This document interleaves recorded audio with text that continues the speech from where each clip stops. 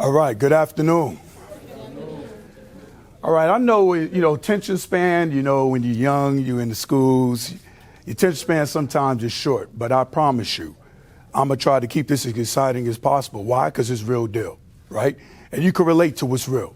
It's a difference when you got somebody that's standing up in front of you, reading off a teleprompter, versus someone that's living something, been through something, and you feel you can see yourself and relate.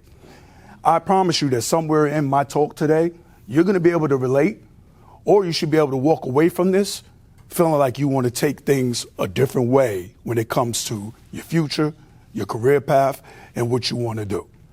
So let me discuss to you a little bit what you see here. What you see on the screen is, of course, the UPS Shield and UPS brand, right? Next to that, you see our signature brand here in the Mid-Southwest. Right? The Mid-Southwest, so you understand, is comprised of the 4 states: West Tennessee, Louisiana, Arkansas, and Mississippi. And that's what I oversee through the leadership teams that I have that report and work for me collectively around these areas and around these 4 states. So that's why I have the brand and our personal shield up, because that's what we do as a team. And you see we got a little bit of something from each state that reflects that state in its whole entirety. So we do things like that, and as a leader, I felt this was important. So we have teamwork, and we have camaraderie across the states, because they don't get to see each other every day, but I usually jump around and I get to see them more often than they get to see each other. So it's important that we all understand we're working for one cause and one goal, right? So next, let me tell you a little bit of something about me, right? So Barry Bragton. My family came from the beautiful islands of St. Croix. My grandparents left St. Croix to create a better upbringing for my mother, my uncles, my aunts back then, right? So they all migrated to Harlem, USA. There in Harlem, USA, some years later, I was born. Born in Harlem, raised in Harlem for about a year or 2 years. My grandparents stayed in Harlem. I moved out to Queens with my parents as a young toddler, right? Was raised in 40s projects in Queens, New York, right? That's in Queens, in Rockaway. Far Rockaway, you can do a little research later, right? And Rockaway is a beautiful area by beaches. It's in the peninsula, surrounded by water on 3 sides. So you got the Atlantic Ocean on one side, Jamaica Bay on the other, not too far from JFK Bay.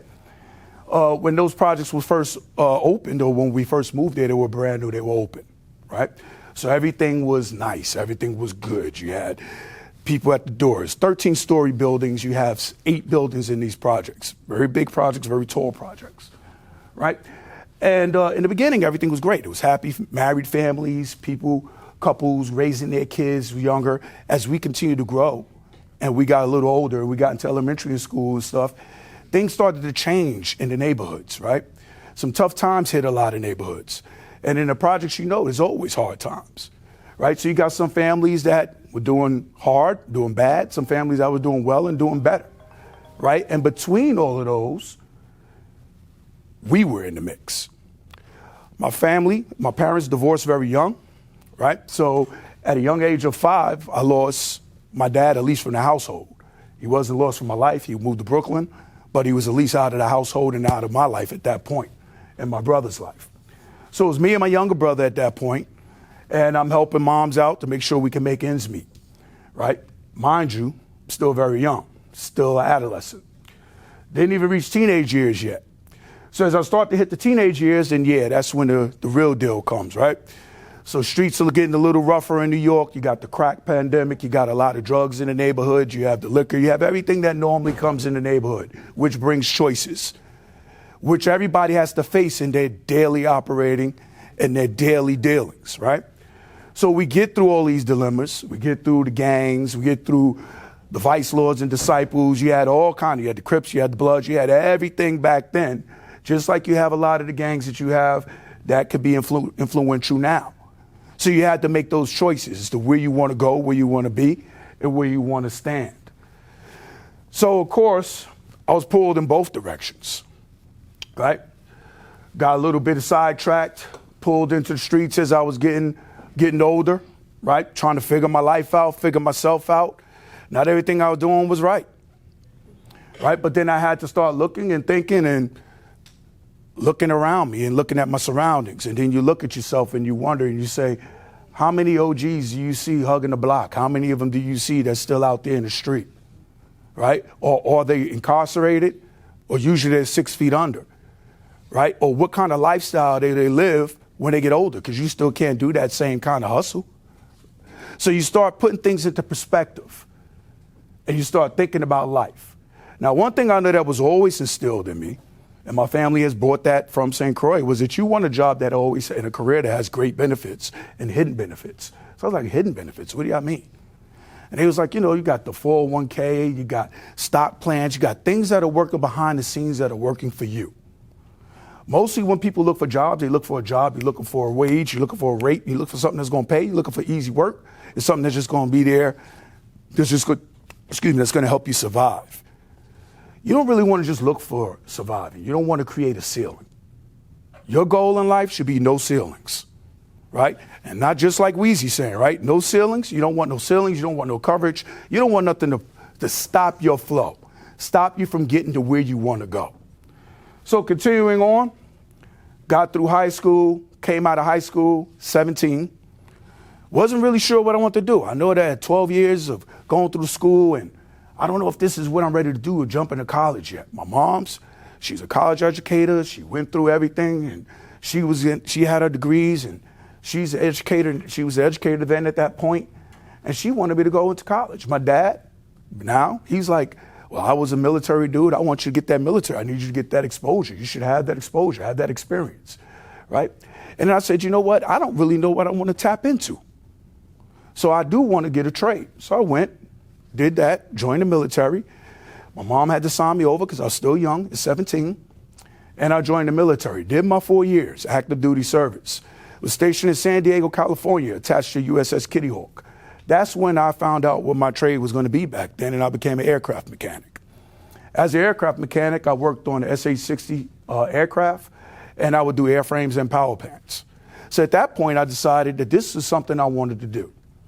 I wanted to pursue going into aviation. I love working on aircraft. I love the experience.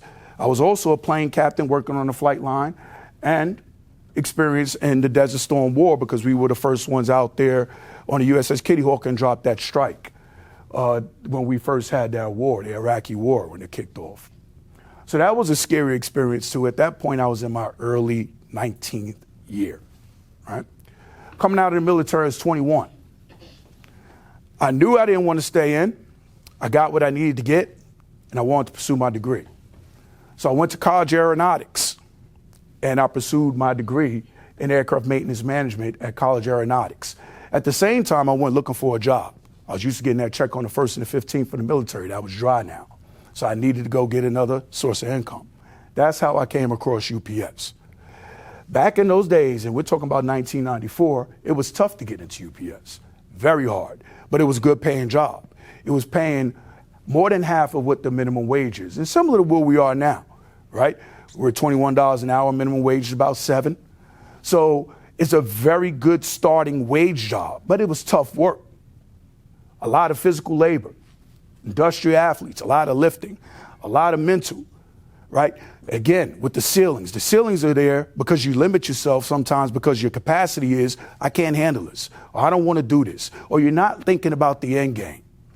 There was many times I wanted to quit the job and not do the job, right? I felt I could do better than some of the leadership that was there, but that wasn't what I was pursuing at the time. I wanted to get my degree. I was a single dad now, right? Had a kid, had to take care of my son. He was with me. I got full custody. I had business to take care of.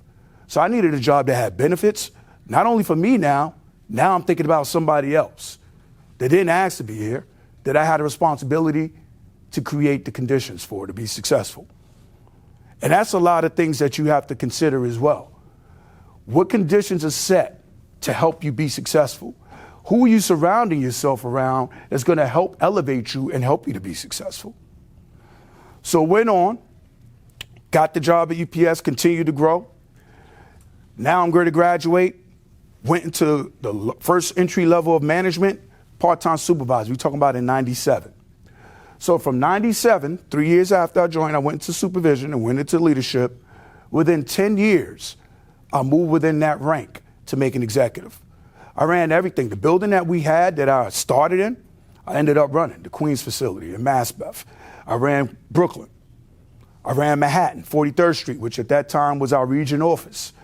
I ran the hubs in that operation, and that's inside operations, right? Then I crossed the river and ran New Jersey. Then I got elevated again to executive in that 10 years, and I ran those areas throughout the city. And it was a little different because before I was promoted to those levels, people used to just have what was in front of them as an executive. But at that time, we were transforming, as all organizations are still currently doing, and you're doing more with less.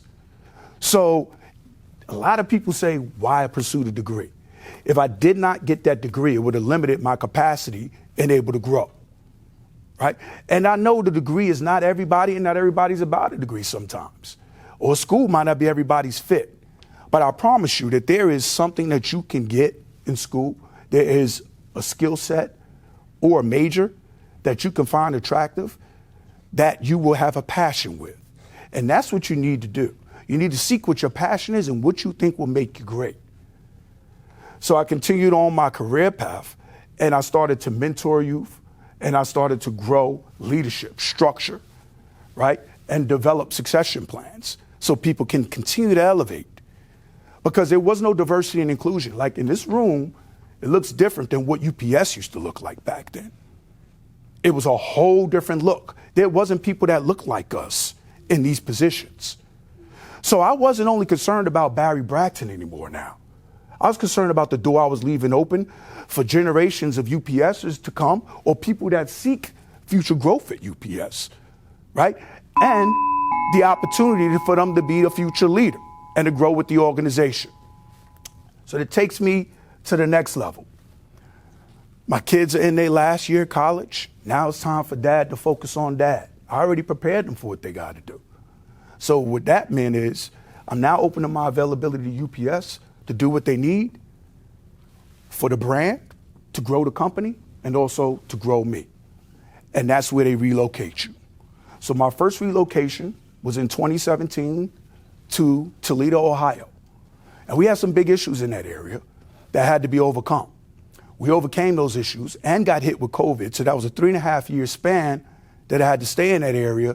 But not only did we turn the area around, but we were able to deliver through COVID, and we turned some of the environment and the issues that they had with D&I, diversity and inclusion, we turned that around as well, right? So after that, the company said, okay, job well done, check mark. We're now gonna raise you a level and make you a director. And now we're gonna send you to Chicago.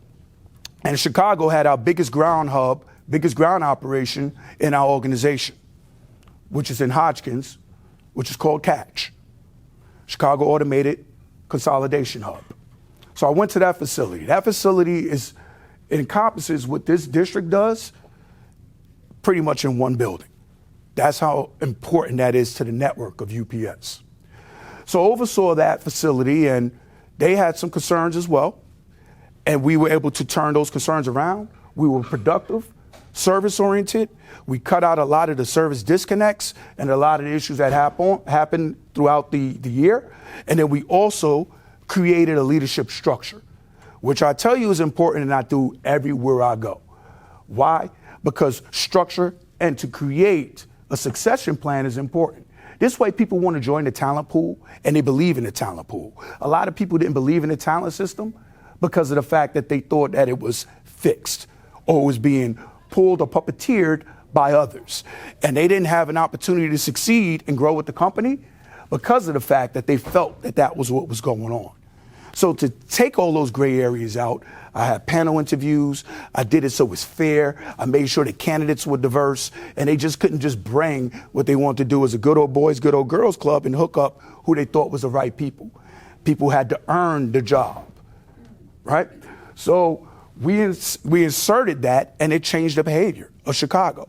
Within a short time, in a year and a half, the company came back. You did what we asked you to do. We got another job for you, which brought me down here to the Mid-Southwest. At that point, the Mid-Southwest was struggling as well, production-wise, service-wise, people-wise, culture-wise. Just was not performing. And the organization needed that turned around. And that's what brought me to where we are today. I've been here now since October of 2021. We've turned this area around. We've had different states in the area make the top 3 in the organization. And the reason why we were successful is because it's about people.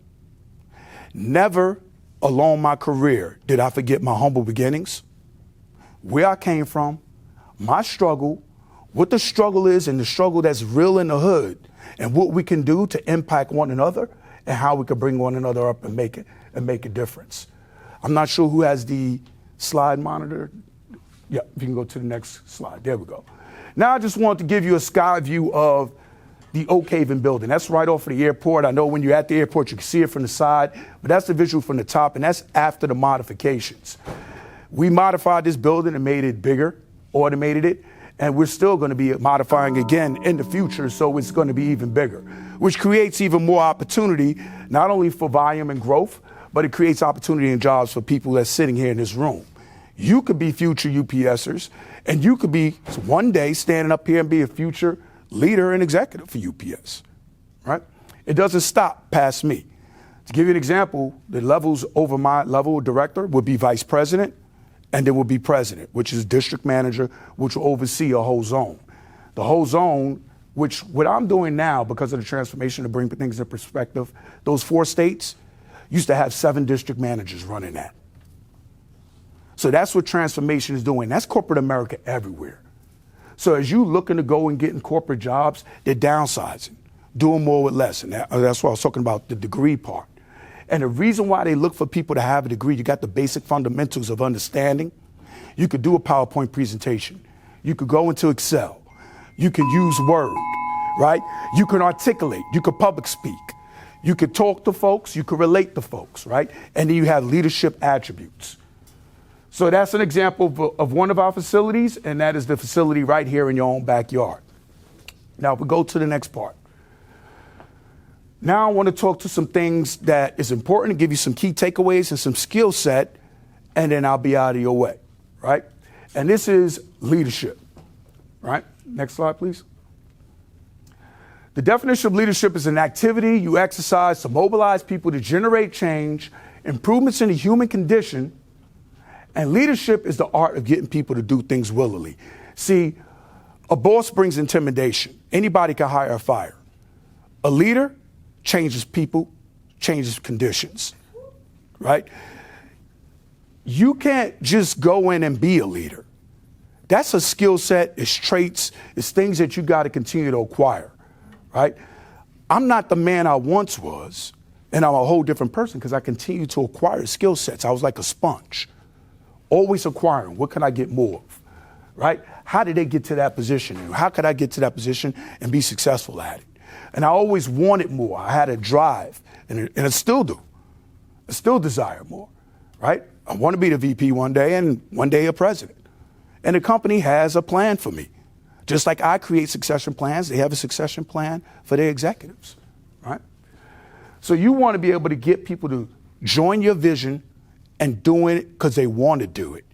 Not because you're forcing it to them or they're doing it through fear and intimidation. Next slide. These are some traits of a leader, right? And I know it gets hard to see, so I'll read it to you. The top line of traits of a leader is the ability to overcome adversity. See, adversities are going to come when you're dealing with stuff. Life throws all kind of curveballs at you, right? You got to be able to overcome those adversities and those conditions and those challenges as they come. The ability to dream of what is possible instead of what is not. See, it's easy to walk into a job or a role and see things and be already defeated. What do you see out of it that you can learn or do or change to make things different? That's what leaders look for. The ambition to be the very best you can be. See, don't be mediocre. Don't just show up. See, that's too easy. It's easy to blend in. And when you're younger, peer pressure is always there. Everybody's pulling you to the left or the right. How about you be your own person, your own man, your own woman, be your authentic self, and then work around that. Commitment to being positive, even when it's negative all around you. What are you doing to stay positive? What are you doing to influence yourself to be positive? See, even in a mess, you can still find a flower or a daisy or a rose. It's up to you to look at your conditions and your circumstance and then figure out the good things about it and build and expound on those. Don't let the negative continue to build up against you. Attitude.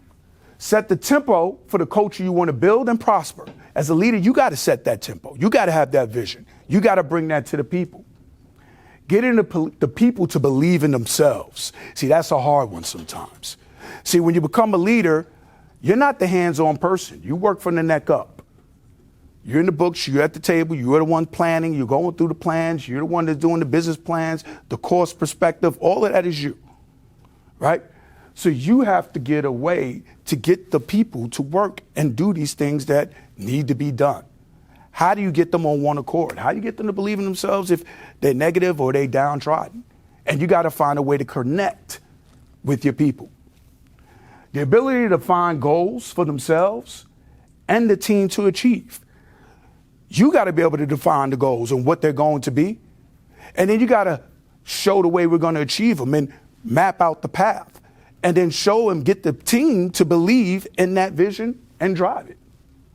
The ability to effectively deal with pressure and possesses strong faith within yourself. So you got to have the faith that you can overcome, because nobody's going to follow a leader that's weak. Nobody's going to follow a leader that look like they don't know what they're doing, right? Or they're disheveled. One day they're saying one thing, the next day they're saying something else. You got to be consistent, and you got to ride, and you got to hold yourself accountable. If it doesn't work, you got to be man or woman enough to say it didn't work. Let's scratch this out. Let's get another action plan. Let's brainstorm together as a group, and let's figure it out, right? The commitment to excellence and the commitment to greatness. That's a leader. You want to commit to be great and excellence. You don't want to be mediocre. You don't want to just be satisfactory. Next slide, please. Traits of a leader is a person who genuinely cares about their people, right? You got to care about your people to be a good leader. A person who lets people know that you appreciate them. See, a lot of people just, oh, okay, you did it, good job. No, you got to be able to say thank you. It doesn't take much to shake a person's hand. To say thank you, recognition comes in various forms. A person you can trust. You ain't going to follow somebody you don't believe in and don't trust. A person who demonstrates loyalty. Loyalty to you, loyalty to their commitment, right? A person who gets others to believe in themselves. A person who is positive and sincere. You got to be sincere in what you believe, sincere in your approach, sincere in what you do with folks. Next slide. Leadership. All this adds up to a person who has the ability to inspire and motivate people to be the very best that they can be, and passionate to succeed the goals in which they set out to accomplish. So it says, do you have a vision that spiritually and passionately moves people towards their objective or the goal? And do you effectively include everyone or get their buy-in for that movement of accomplishing that objective to be successful? That's why I always like to have diversity and inclusion. You got different walks of life, different understanding, different methodology, different thought processes, different ways of seeing things. That's why that's important. Because if you got one mindset, that one mindset can't move everything. But if you got an active group of people working collectively to get to a common goal, you got more opportunity and more of a probability of achieving your goal than to doing it independently or doing it in silos or thinking you're too big to hear what the people are saying. See, leaders don't have all the answers. You got to be a good listener to be a leader too. That's why the old saying is you got 2 ears and 1 mouth. There's a reason. Because you need to listen twice as much as you talk. That's how you grow, and that's how you grow yourself. Next slide. Leadership. Are you aware, and this is what I teach my people too, so that's why you see the question is there. Are you aware of the diversity of your group and how to effectively reach out and touch each of them to ensure they understand the importance of their role on the team and how specifically important it is they are to you and to the success of the objectives and the goals? See, it's one thing to recognize you got diversity and inclusion, but it's another thing to activate it. It means nothing if you recognize you got it and you get them all in a room together, but then you don't utilize the skill set that you have from that. You got to make sure that everyone feels that they have a piece of the pie and a piece of the role. You're more active if you feel you're a part of something, right? And you're a part of a team, and then you're mobilizing more if you feel like you can succeed as a team, that everybody's being heard. That's important when you're dealing with people and you're a leader. If everyone knows they have a key role in our success, and that success is celebrated and rewarded with meaningful gratitude and appreciation, you now have a team that is loyal, and you're building a positive culture for success. And that's where I close leadership traits and skill set. If you want to get a job, we talked about getting a job that's not just a job. You want with hidden benefits, one that has 401k plan. UPS has a great 401k, they match. Stock plan.